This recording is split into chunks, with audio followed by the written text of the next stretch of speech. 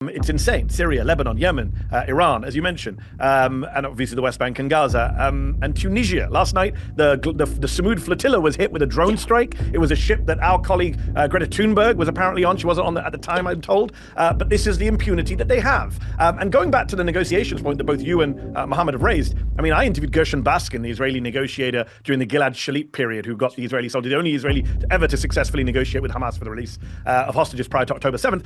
He told me when I interviewed him last year, he reminded me of Ahmed Jabari, Mohammed, in 2012, yes, who was the Hamas commander who was about to sign a permanent truce with Israel. He had been given a truce and he had signed off on it. And they assassinated him then in 2012. And last year, of course, earlier this year, of course, when Israel bombed Iran, they targeted Ali Shamkhani, who was the lead nuclear negotiator, who had just gone on NBC News and said, I'm up for a deal with the United States. We're ready to sign a deal with Trump to do a nuclear deal again. And Israel targeted him, thought they'd killed him, but actually he's still alive. Their targeting isn't so great. But that is their goal, right? To take out people who actually do want to have a negotiation, who do want diplomacy. Mohammed, how dangerous does that make the region right now?